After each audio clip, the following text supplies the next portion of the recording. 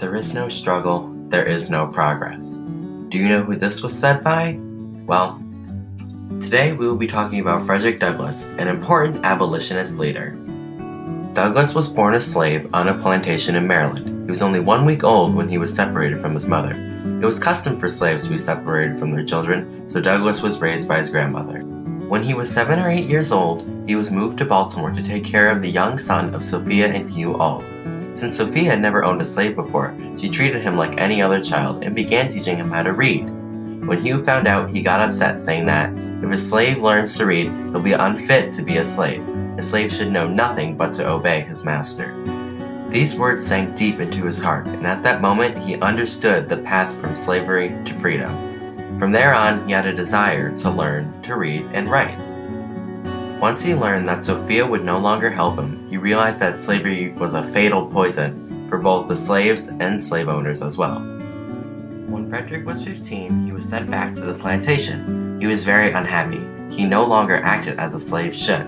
And for almost a year, Frederick was forced to work long hours with little food. He was beaten every day.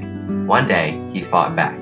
He stopped the slave breaker from beating him. Since the slave breaker knew he couldn't break Frederick, he didn't want anyone else to know. So Frederick was sent back to Baltimore to Hugh and Sophia. It was 1838 when Frederick was 18 years old, and he dreamed of freedom. Frederick borrowed some sailor clothes and some money. He bought a train ticket to Philadelphia. From a friend, he borrowed papers showing that he was a free black man. Frederick made it to freedom. He changed his name to Frederick Douglass so slave catchers could not find him. Douglass had been free for only a few months when he became involved in the abolitionist movement. He began traveling throughout northern states giving anti-slavery speeches. In 1845, he published his life story titled The Narrative of the Life of Frederick Douglass, an American Slave. In his book, Douglass wanted to show the brutality of slavery and showed how slavery destroys the spirit of both the slave and the owner. With all his fame, Douglass's owner now knew where he was. Douglass fled to England for safety, where he spent 2 years lecturing on slavery.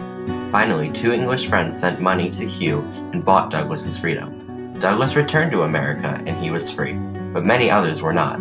Douglass made freedom for all his life's work. In 1861, the Civil War began. Then, in 1863, Abraham Lincoln freed the slaves. Douglass met with Lincoln in the White House and asked blacks be allowed to join the Union Army. Douglass's 2 sons had joined the army, but they were treated unfairly. Black soldiers were paid half of what white soldiers were paid. Blacks also had poor training and inferior weapons. Douglass told Lincoln that black and white soldiers died the same, so they should be paid the same. Soon, they were. After the war was over, Douglass continued to fight for the rights of freed slaves. President Rutherford B. Hayes asked Douglass to be the United States Marshal of the District of Columbia in 1877. Douglass devoted his later years to speaking out for black rights and women's rights. His ideas would strongly influence those who followed him, W.E.B. Du Bois, Booker T. Washington, and Ida Wells Barnett, among many others.